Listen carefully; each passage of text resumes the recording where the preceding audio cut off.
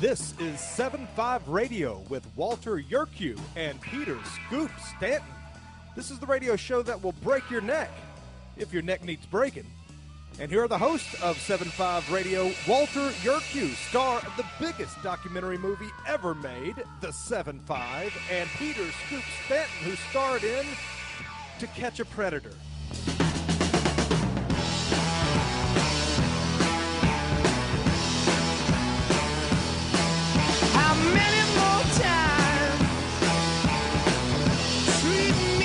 Good morning, good afternoon, good evening, one and all. This is Peter Scoop Stanton with Walter Yerkew and Mike Rakebrandt. This is 75 Radio. Check us out, 75radio.org. The number 75radio.org.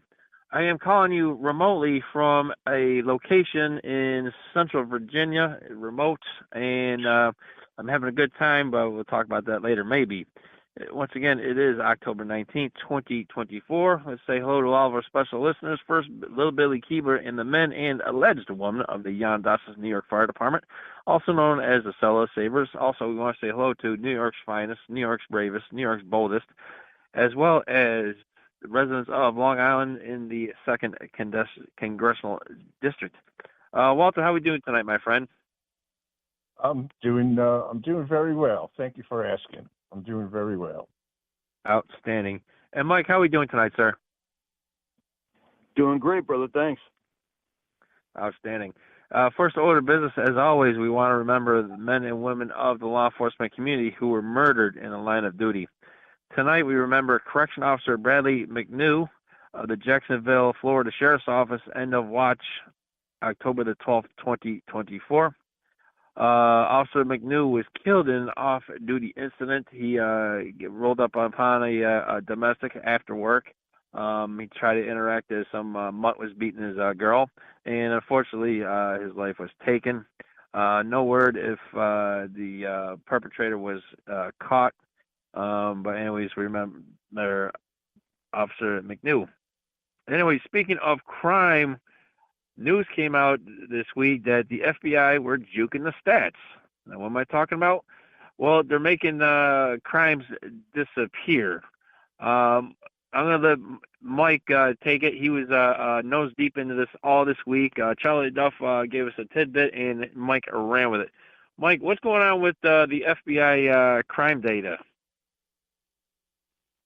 So, a professor associated with Real Clear Investigations did a deep dive into the FBI numbers.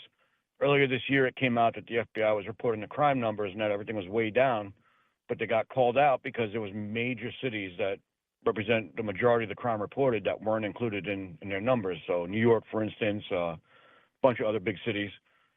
So he did a deep dive into it and came up with over 16,000 homicides that weren't included in the numbers, along with a bunch of other things. We're still working out the numbers because the data sets are hard to find right now because they kind of scrubbed a lot of the stuff. But basically, they revised everything down and then went quietly when no one was looking and tried to revise it back up again. And this has been going on since Biden took office, trying to make the numbers look like they're historically low, when in reality they're actually probably about 34% higher than they have been for quite some time now. The only year besides this year where they've been up higher was in 2021. They were higher. So it's them basically fudging the numbers, trying to make it look like something it's not. That, combined with the fact that they changed the system of reporting for these departments to the FBI to how to report crime to this new system, NIBRS, which is completely convoluted. Even searching the data became much, much harder. So it limits you, it gives you vague categories, and it limits your ability to kind of pull the numbers in a way that would actually give you an accurate count. It's just another way to obfuscate the actual crime numbers and what's really going on, which is not surprising with the current regime that's in play. So, Mike, you said that the FBI just misplaced or mishandled 16,000 homicides? Yeah, I don't think there's any misplaced at all. I think they purposely did this. I think they did it to try and make it look like the Biden admin was on top of things, when in reality, it's like 16,099. This professor came up with something like that were not reported on the FBI crime statistics that they revised back up again. But we're talking 16,000 dead bodies. Good. I mean, yeah. Jesus. And crime overall went up about 34%. Yeah, right now it's about 34% up. When you go in year to year, it's about a 34% increase overall. They tried to make it look like it was a decrease, like a 50-year low crime rate, which was absolutely not true. It was completely insane. But it was, in actuality, a big jump up. So 34% overall, with a lot of that probably, a lot of it, honestly, due to the migrant wave that we've got. A lot of it's probably migrant crime. I mean, you hear about it every single day, and there's probably quite a bit of it that's not being reported for that. And this is just the reported stuff. This isn't the unreported. I mean, the unreported is probably even higher. Right. Well, what's your take on this? Because this is just some trash.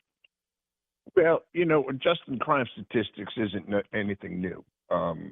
And I agree totally with what Mike's talking about. There's people who want to reveal the actual statistics and people that don't want to reveal the actual statistics. You have, one FBI office, offering everything, and you have another FBI office cutting things in half. 16,000 bodies is a lot. Just going to refer back to the mid 80s when the drugs were so wild in New York that we stopped arresting people for drugs. So crime went down. Well, actually, arrested crime went down. It was still happening. Reported crimes, are just that, reported crimes. If there's no crime, there's nothing to report except that there wasn't a crime. Then I believe wholeheartedly that there's somebody or some bodies in the FBI that take calls and just decide if it's worthwhile filing or not. And we're talking a lot of FBI offices all over the country. So, reported and not filed also happens. That'll drop crime rate. But I agree. There ain't no way this could be the lowest crime in 50 years because there's 3 times as many people in this country than there was 50 years ago. So it's getting worse. It'll continue to get worse. You may have 1 or 2%, every so often less, but it will never be a significant drop. This is going to continue. Trump isn't a miracle man. It's going to continue in his administration also. What he can do is avoid a lot by getting people out of the country that don't belong here that are committing crimes, period. So the FBI is a lot to think about when these crimes are not reported, aren't reported. We just need to not believe the FBI every time and hope for the best, really. Hope for the best. Right. Well, you bring up a good point. If there's no arrest, there's no reported crime. And now, Mike, you left the police department much later than Walter and myself, and these bosses spend all day juking the stats. I mean, if we just these departments are just reporting what they want to report. I mean, how often did you see bosses trying to declassify crimes or say it didn't happen or make felonies into misdemeanors to lower the crime rates of their precinct or their district? That was my entire career. That was like a constant. It was my entire career.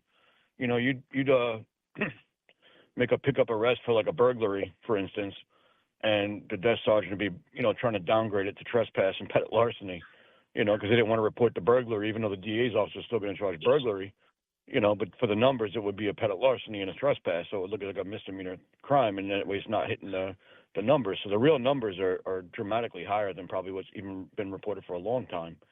And Walt's absolutely right. It's, Trump, listen, I think Trump made a lot of things a lot better, but until we actually put in place legitimate legislation that actually allows police to be police and while still protecting the rights of, individuals, it's not going to get better. We need better leadership in the police departments throughout the country. You need, better legislation to allow police officers to do their job without the constant, attacks from every angle. It's not going to get better. Right now, cops in the city can't do anything. They're potted plants. Right. Anyways, hopefully we'll get Charlie Duff on later down this year to talk about this. Anyways, coming up next, we'll talk about the Kamala Harris interview on Fox. Also, Obama's mad at the brothers. And Tim Walsh can't load a shotgun. Stay tuned, everybody. This is STEM 5 Radio.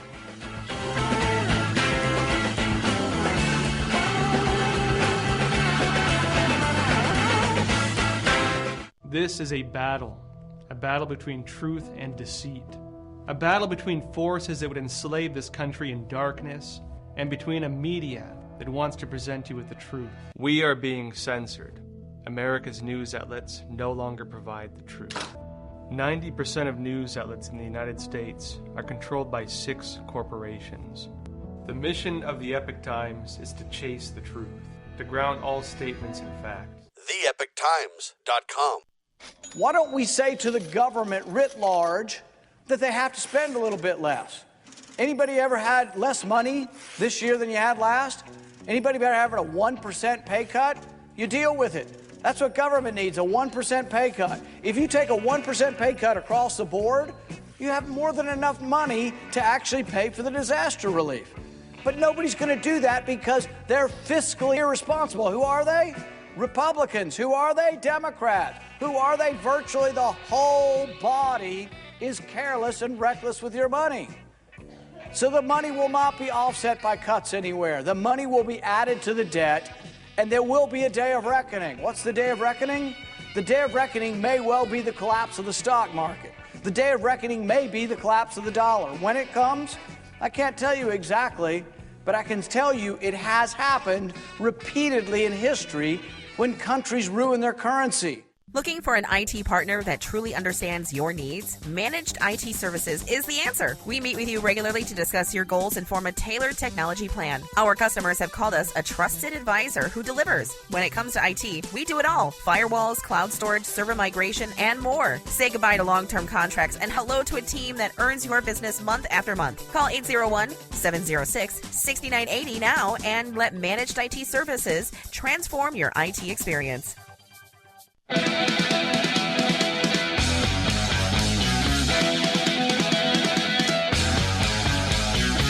You're back, and Scoop is just getting done staring at Danila's Instagram account.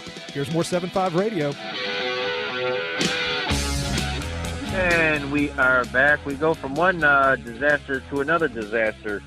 Earlier this week, the Vice President Kamala Harris was on Fox News with an interview with Bret Baier. My expert analysis is quite simply an absolute car wreck.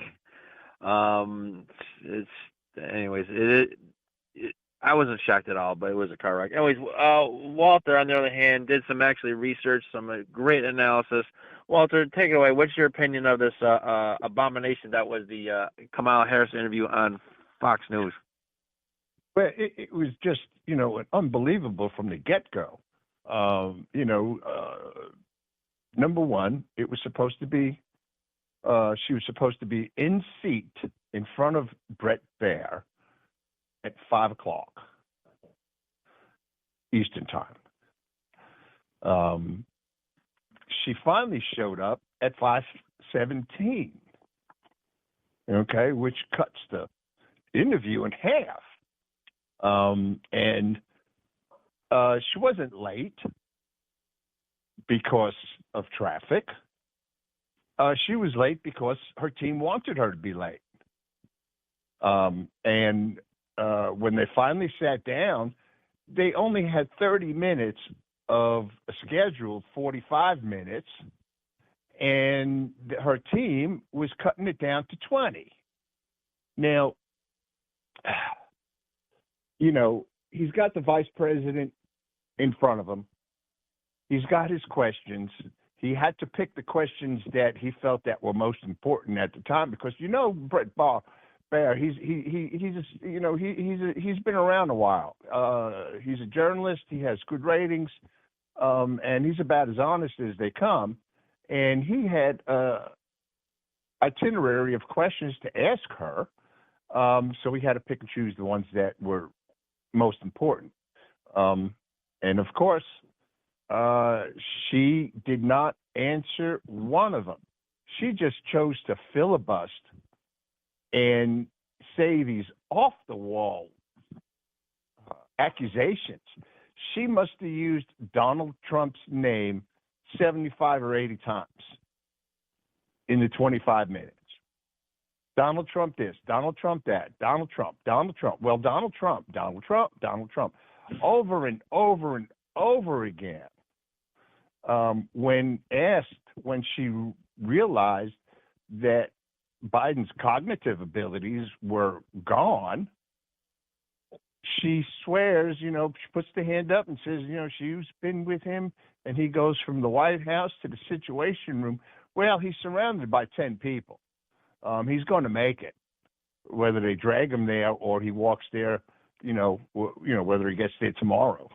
He's going to get there sooner or later. And she swears up and down that Joe Biden is perfectly fine, and it's Donald Trump that's the one that's losing his ability. He's the one that's now exhausted is the new word she uses. She does not have any idea what to do without staff. And if she claims that she did well. All the left channels claims she did well. I mean, they could spin it any way they want. So if she felt that she was doing that well in that interview with hardball questions, which of course we know she was not, she should have waved off her team and said, let's continue on with this because I got this Brett Favre by the balls. And she didn't. And, one of the reasons why she's not going to get in, now this is a little bit of a quip of mine. We know how she's gotten to the top. I mean, she's got a little bit of an education. You don't become a lawyer by being really stupid. Even Joe Biden, became a lawyer. He was in the bottom 5% of his class, but he still became a lawyer. So she's an attorney. And then she made her way up the ranks, and to become president, she didn't realize that she is going to have to do more guys than she did when she became the attorney general. Okay, and the BMW isn't in the picture; it'll just be the Beast. See, so she didn't realize that this is actually hard work. Not only to become president, but to be president, because she sure as hell doesn't know what being a vice president is. She's done whatever she wanted. But when asked about 79% of people in the United States are saying that the country is headed in the wrong direction, what does she have to say about that? Because she wants to turn the page. What do you turn the page on? You say you're not Joe Biden and you're not Donald Trump. And she says, Donald Trump's been running for 10 years. Now, what in the hell does that have to do with today's statistic of 79% of our people are saying that country's headed in the wrong direction? She's been handed this thing on a silver platter, and she's just turned it into, worthless tin. And it's tarnished, and it's dirty. She doesn't know what to do.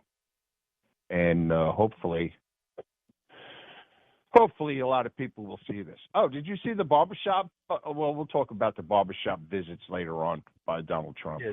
If we have time. We'll do that next segment. But anyways, Mike, what's your take on this car wreck featuring car wreck Kamala? That was it was every interview she's had that was anything of any substance. I mean, She can't answer a simple question. She needs a teleprompter to even try and sound like she knows what she's talking about. She's, petulant and kind of like, standoffish and not at all professional, not at all like presidential. I mean, she doesn't even have the ability to just answer a simple question, much less, seem like she actually understands the subject of what she's talking about. She's a disaster as a candidate. Listen, I mean, she graduated law school, so I have to agree. She's probably not stupid, She's not a stupid person in that sense.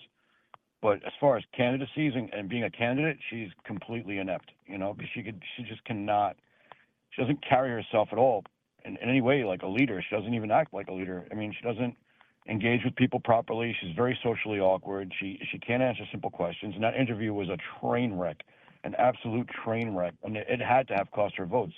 I mean, you're facing, Americans disapproving of the current path of the country at 79%. Think about that number. That's 79%. That's amazingly high. Amazingly high. And she has no response. Well, Trump's been running for 10 years. Who the hell gives a shit? The country's going in the wrong direction. Everybody's telling you that. Respond to that. Go back to that place. Start from there, and you can build out. I mean, she has a very, very strong party behind her. The Democrat Party is very strong, right? We can't discount the fact that they're very strong and they're very, very well organized. And, with all that and with all the media on her side, she still can't pull this thing out. She's still getting her ass trounced everywhere she turns. It's amazing. It's a train wreck. Right. And, well, you brought up she's running late because of traffic. She is the vice president of the United States. She has a police escort going full bore wherever she goes, so they're full of you-know-what. Now, if she had a campaign issue or a campaign stop or some other campaign thing, fine, but it's not traffic. But we all know she's some garbage. She can't comprehend a sentence. She's terrible in front of cameras, off of cameras. Terrible vice president. Maybe the only good she does was when she was with Willie Brown and Montel Williams. Anybody have anything else before we move on to our next subject? I think we blew by that segment pretty well. Right. But anyways, moving right along, the former President Obama was campaigning for Kamala Harris because they got to pull out the big guns because she can't do it herself, and President Obama criticized the black community, especially the brothers, for not coming out for Harris because for a number of reasons. What's the about Obama criticizing the brothers for not coming out for Kamala Harris? That skinny string bean's got some set of onions on him to do that. He's not even all black, and he goes into an all black, venue, and he walks in like he's coming in as like a WWE wrestler, shaking hands with the crowds, high fives, hard handshakes with a shoulder bump to everybody. We're all brothers in here. We're all brothers in here. And then he lays it on the brothers that it's their fault if Kamala doesn't get elected because they need to vote because she's black. Well, she ain't black. He's, partially black. I don't even want to say he's half black. He's partially black. Kamala isn't black at all, but yet he's getting down on all the brothers that they need to vote for her, if not for anything, but because she's black. Now, I don't want to sound prejudiced, and far from it. But again, if you succeed in life because the color of your skin, no matter what color you may be or what you claim to be these days, you have no business being in that position, period. None. You're a loser if you accept it. Right. But anyways, coming up, we'll get Mike's take on Obama chastising the brothers. Also, Tim Walsh can't load a shotgun, and Real Men for Harris. Stay tuned, everybody. This is 75 Radio on Liberty News Radio Network. Can't wait, boys.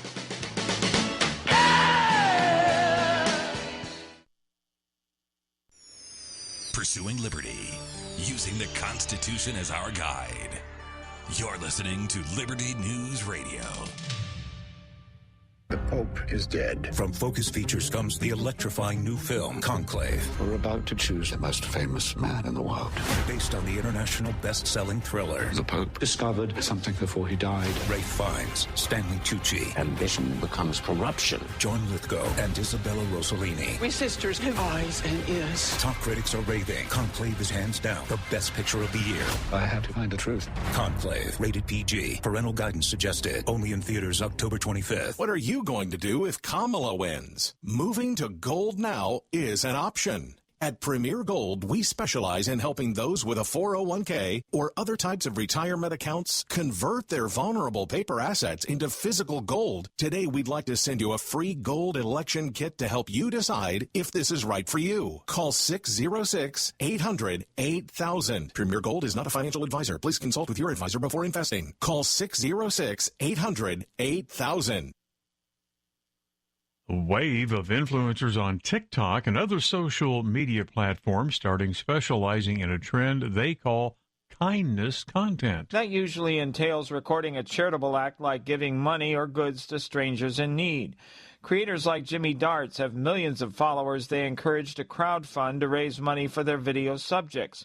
But some critics find the content to be problematic, calling into question the ethics of recording strangers and people who are homeless, the lack of regulations these creators have to abide by, and the profits the creators make off the millions of views they get online. Keith Peters reporting. Many farmers in Wisconsin, Minnesota, and Iowa scrambling to feed their flocks after a struggling organic broiler chicken producer abruptly closed that 1 year after getting a $39 million federal loan. Breaking news and analysis, townhall.com. Major brush fire in the Golden State. A fast-moving California fire fed by strong winds burned at least 2 homes Friday and damaged several others in a hillside neighborhood in the city of Oakland, where hundreds of people were ordered to evacuate before more than 100 firefighters stopped the progress of the flames. Crews arrived as the inferno quickly grew, with winds ranging from calm breezes to 40-mile-per-hour gusts during red flag conditions. Red flag warnings were issued for fire danger from the Central Coast through the Bay Area and into northern Shasta County, not far from the Oregon border. I'm Julie Walker. Some 200,000 letter carriers are reaching a tentative deal with the Postal Service, including backdated pay raises, also a promise to provide workers with air-conditioned trucks. That likely vote coming up sometime next week. More on these stories at townhall.com. You know where the solution can be found, Mr. President? In churches, in wedding chapels, in maternity wards across the country and around the world. More babies will mean forward-looking adults, the sort we need to tackle long-term, large-scale problems. American babies in particular are likely going to be wealthier, better educated, and more conservation-minded than children raised in still industrializing countries. As economist Tyler Cowen recently wrote, quote, "By having more children, you're making your nation more populous, thus boosting its capacity to solve climate change. The planet does not need for us to think globally and act locally so much as it needs us to think family and act personally. The solution to so many of our problems, at all times and in all places, is to fall in love, get married, and have some kids."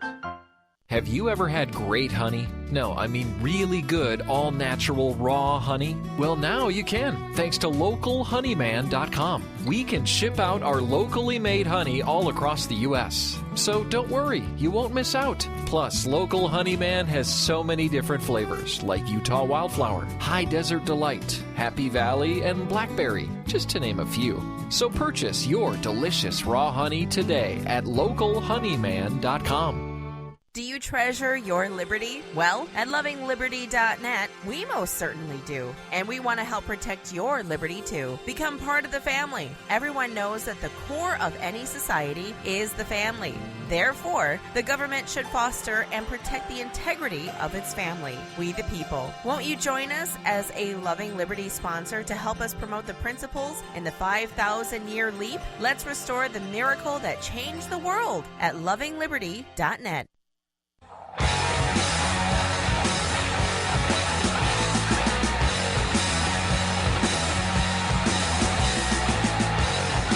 Wow, you're still listening?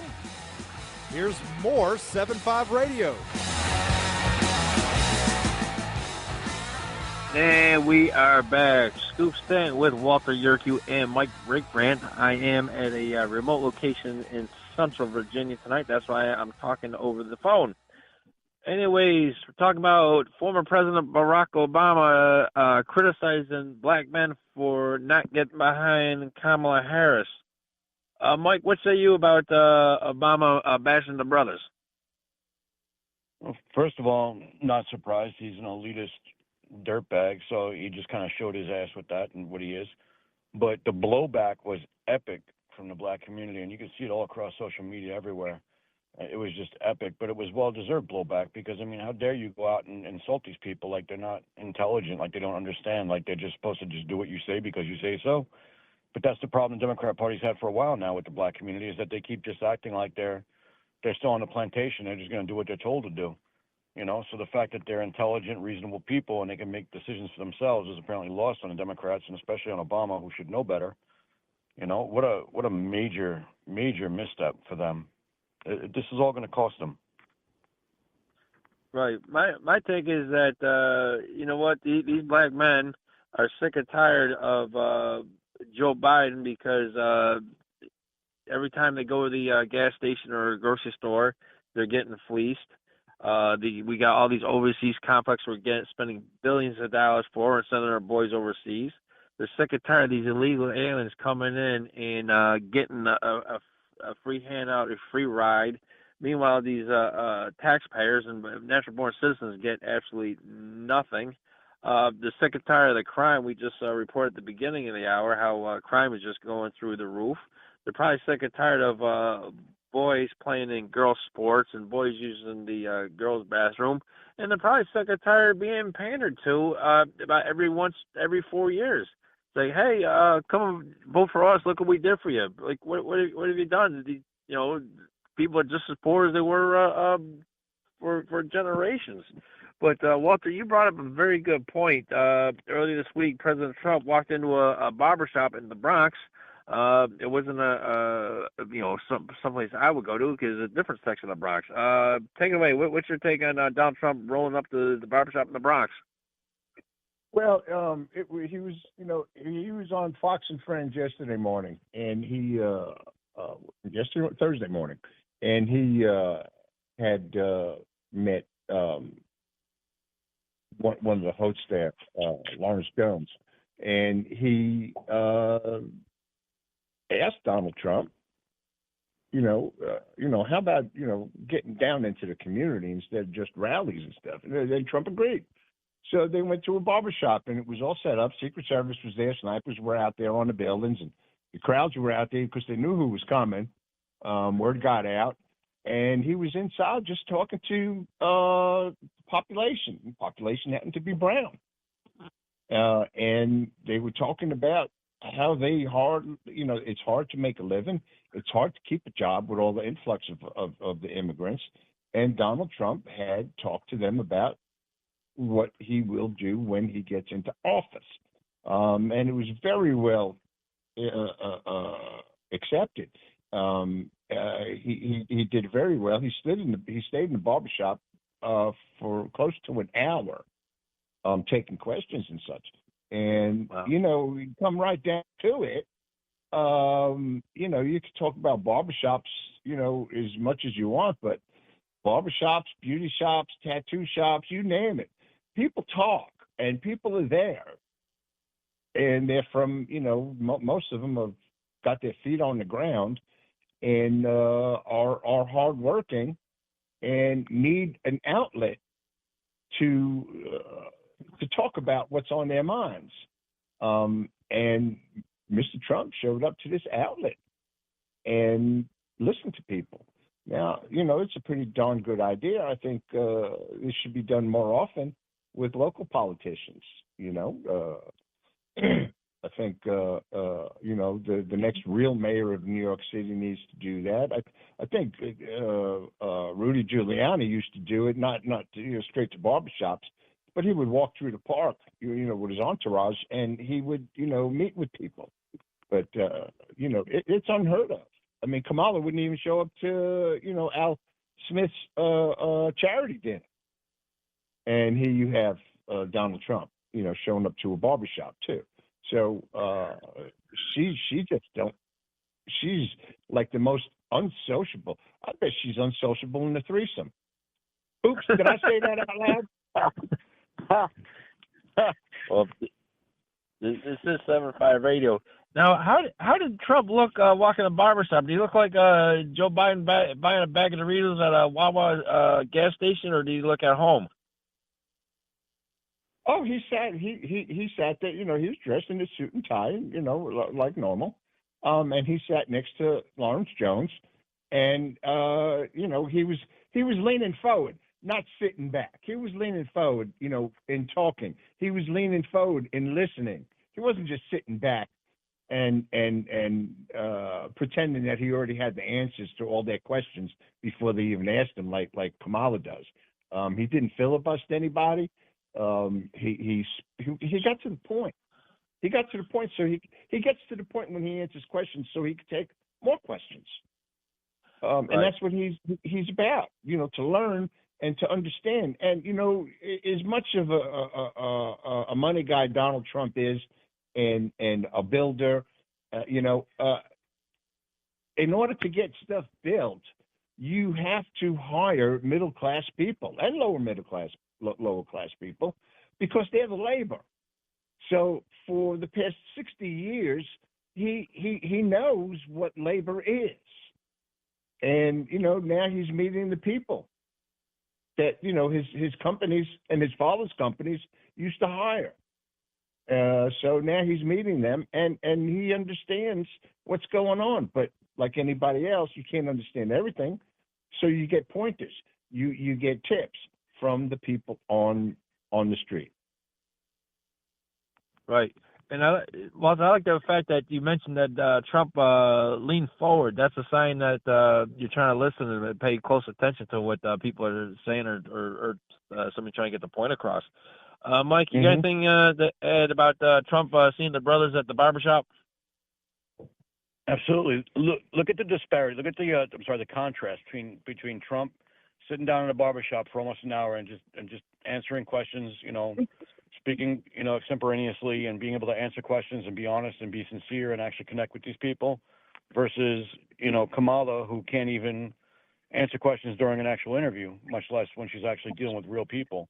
The disparity is dramatic, and that contrast, when it's shown, that makes a huge difference. I think that's what you're seeing that in the polls. You're seeing her polls dropping, his rising, and it's obvious. The difference is obvious. Right. But anyways,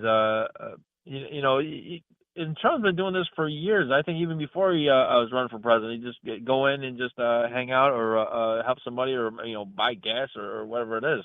I remember some time ago he went to a bodega in the Bronx, and he got a hero's welcome. I mean, mind you, this is the Bronx, at some bodega in not the best neighborhood, and he gets a hero's welcome. And meanwhile, Kamala can't get a hero's welcome from fellow Democrats. Anyway, anything else before we move on?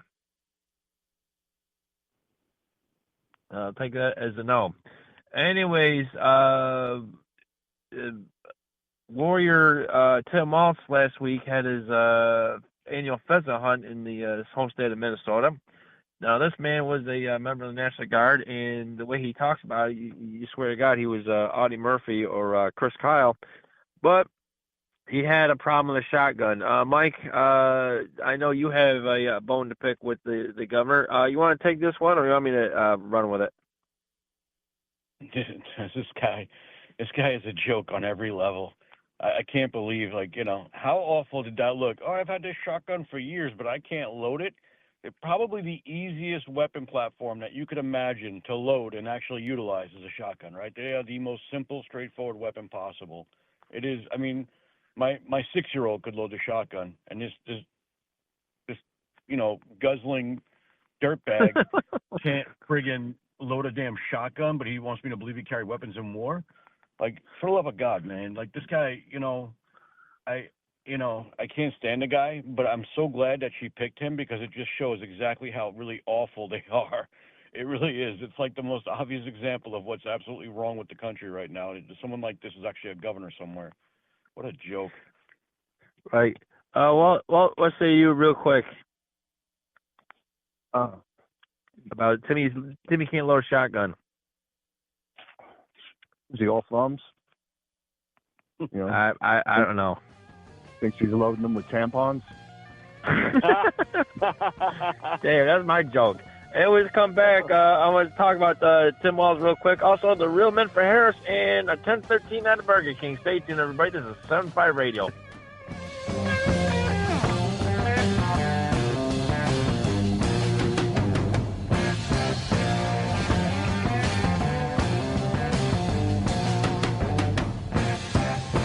As you are aware, America is divided over every fault line possible. This is intentionally fostered by those who do not love God, family, or country. We believe a peaceful future as a free people absolutely depends on civility. Clarion Call for Civility is looking for funding and volunteers at every level to make our hopes and efforts a reality. Please donate, sign our pledge, and help us in our sacred cause. Please visit callforcivility.com for more details. Callforcivility.com.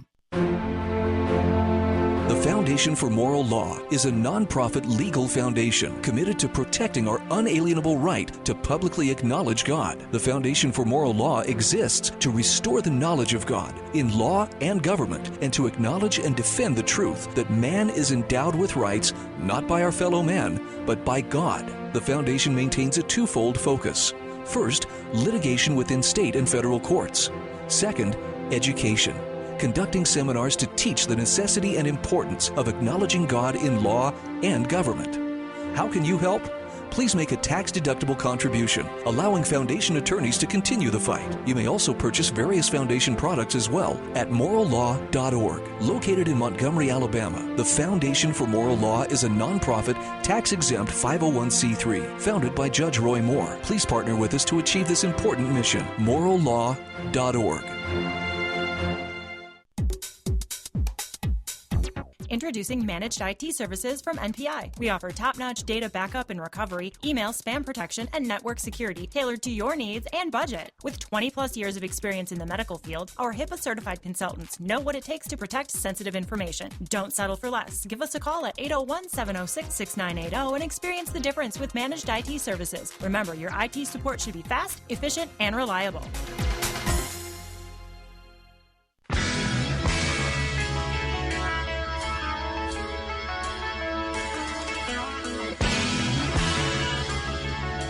This is 7.5 Radio with Walter Yuku. Walter Yurkow. Walter Kiwi. Here's Walton Scoop. And we are back. This is the fastest hour of radio. Walter Yurkow, my great friend, yours truly, Scoop Stanton. And, of course, that is right on cue. I was looking at the Instagram account of our spokesmodel, Danila Rodrigues. Please, for the love of God, follow her at danila.fitnessmodel on Instagram. And you got to take a look at her modeling photos. Good grief. I'll just keep it at that. But anyways, back to Tim Walz. You know, we try to get ahead of everything at all times. And before we used to call Tim Walz Tampon Tim, but then after the debate, we called him Elmer Fudd. Boy, did we hit the money on that one. And, of course, Walter stole my joke. I said the problem was he wasn't loading with birdshot or buckshot, but he's loading with tampons. Anyways, moving right along, a writer for the Jimmy Kimmel Show decided to make a commercial on his own, not for any campaign or any super PAC or political action committee, but called Real Men for Harris. There were men in the commercial, but I'll just leave it at that. Anybody want to take this first, the Real Men of Harris commercial, or you want me to run with it? You got to run. Okay. Anyways, this commercial is an absolute joke. You're not going to see guys like me, Walter, or Mike, or Charlie, or any of the people associated with this show or this network whatsoever. The first clip is you see some big fat guy, looks like Scoop Stanton's twin brother, talking about eating carbureted for breakfast. First of all, he shouldn't be talking about eating anything, number one, because it looks like he ate everything. Number two, when's the last car that actually had a carburetor installed as part of the engine? And then you had some other guy sitting almost cross-legged, like he was posing for something, talking about bears. And those in the alphabet mafia know what a bear is, and then it just went down from there. You got some angry brother saying he can bench press 500 pounds, which I doubt it, and then braid his daughter's hair.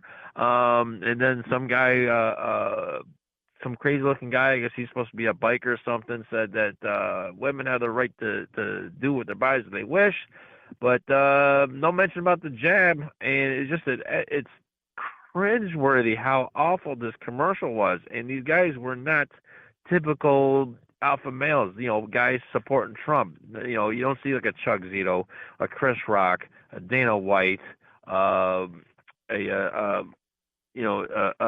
Carlson. It's just embarrassing because first they drag out Tim Walz, Elmer Fudd can't load a shotgun. And I used to work with a Beretta semi-automatic. They're really awesome shotguns to use, really easy to load, and so that's the vice presidential candidate. And then you have the second gentleman who is praised for being a beta male, but I guess he gets heavy-handed with women, and if he's not knocking up his nanny. Mike, what say you about Real Men for Harris? That was the most cringy commercial I've ever seen. It was ridiculous. It was a caricature of what any kind of real man is. It was a complete caricature. It was like as though somebody who had no clue what it actually looks like to be a real man sat down and said, how do we make this look like real men? And came up with the most ridiculous opposite version they could think of and threw it out there and was serious about it. That was the horrible thing about it. They were actually serious about this thing. The fact they spent so much time and money with these actors to do this video, and not realize how really awful it is. Like, what kind of echo chamber do you have to live in to think that was ever a good idea? That was the dumbest thing I've seen in my life. I think I lost IQ points from having watched it, and it was absolutely ridiculous. Well, what say you about this awful commercial? All those guys, they checked their man cards at the door and never got them back. Right. But anyways, it turns out, who is it? The Babylon Bee actually dug into the actors, and most of these guys are gay. And another thing, one of the actors sitting in the back of the pickup talk about his full-throated endorsement of Kamala Harris. I'm like, is this a joke? Talking about bears and a full-throated endorsement. I mean, the only thing missing was a clip of Tim Walz trying to load that Beretta automatic shotgun. It was just absolutely horrible. And it was, once again, the Harris campaign did not endorse it or sponsor it, but some guy did it on his own and he failed enormously. It just shows how the political elites think of us, and they don't know anything about being a man. But anyways, our last story real quick. In Cobb County, Georgia, last year, the sheriff himself for Cobb County went to Burger King. He ordered some food for him and his companion, and he didn't get his way. So instead of going to the store and saying, hey, can you fix this order, or can you get the name of somebody I can report this mess up with? He called he had deputies come to the Burger King store, lights the siren, and going up and get the information for the name of the store manager and whoever the owner of the store is. And why this guy hasn't been removed from office is beyond me, because that is just a clear-cut, textbook definition of abuse of power. Mike, real quick, what say you about this sheriff that sends his deputies down to do his work? It's an egregious abuse of power. You're 100% right. That's a ridiculously, that's bad, man. The guy, that's bad. I mean, he could be charged, right, criminally. It's like, misuse of resources in public office. There's got to be, you know what I mean? That's insane. Right. But, I'll give you the last word. So you're Deputy Yerke for the Cobb County Sheriff's Office. You get a call from dispatch. Hey, head over to Burger King. Run code. Sheriff's over there. Has got a problem with a food order. What would you tell dispatch and/or the sheriff? Well, I think I'd tell them no. If there's a crime being committed, there's no crime being committed. Why would they call them? It doesn't make any sense. You know, it's probably not on the unwritten list of getting food on the arm, so it can't be that. So, you know, I don't know. Some people just have to grow up. You got to grow up. Right. Yeah. But these deputies actually went and followed the sheriff's instructions. I guess, what these deputies don't realize, like, listen, you're certified law enforcement officer in the state of Georgia. If you tell the sheriff no, he fires you, guess what? You can be picked up anywhere quick, because at the time, at this present day, there's a severe shortage of law enforcement everywhere. They're giving out bonuses. But anyways, hopefully this sheriff loses this election, because it's just, like Mike said, egregious abuse of power. But anyways, real quick, while we got a couple seconds left, I want to remind everybody, next week we have a huge show coming up. It's going to be the Political Cesspool's 20th anniversary. James Edwards is going to give me a full half hour to say what's on my mind, so I'm going to spend most of the time promoting 7-5 Radio. Also, it's a special anniversary for one of our family members. Our best show ever was last year at this time, and I still can't believe we did it. So stay tuned next week and get ready to enjoy the show. Also, finally, check us out on TikTok. Yesterday I did an hour and 22 minutes just rambling on, just like I do here for 54 minutes. If you go to TikTok, it's 75 Radio on TikTok, not the website. Also, the website is 75radio.org. The number 75radio.org. Walter, we got a couple seconds left. You guys think you want to share? No. You don't have any pictures of women's feet you want to post and say it's mine? Those are your feet. Don't lie. All right. Okay. Mike, do you have anything you want to share about my banana hammock, anything like that? I would like the listening audience to know that Pete was at a nudist colony today, and shrinkage was in full effect. Well, why? Were you there?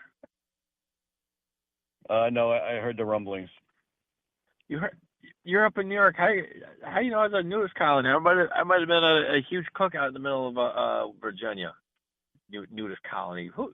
Why would they were cooking cocktail wings, maybe, from what I hear. Nudist colonies have cookouts. Sure. How would you? Well, I'm not going to ask Walter how you know about nudist colonies, because I mean, good grief, you put up numbers that are just like off the charts. Yeah. Mid-October, I'm going to a nudist colony. Who am I going with? Myself? Anyway, don't answer that. For Walter Yerke and Mike Raypan, this is Peter Scoop Standard reminding you, you can make a difference. Go out and make it. See you next week, everybody.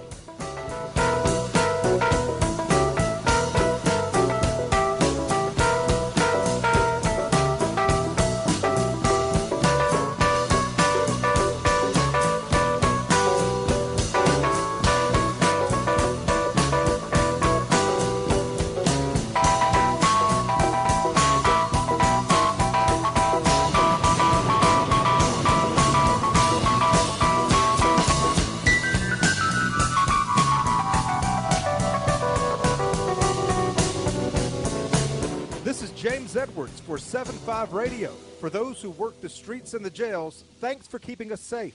So long, everybody.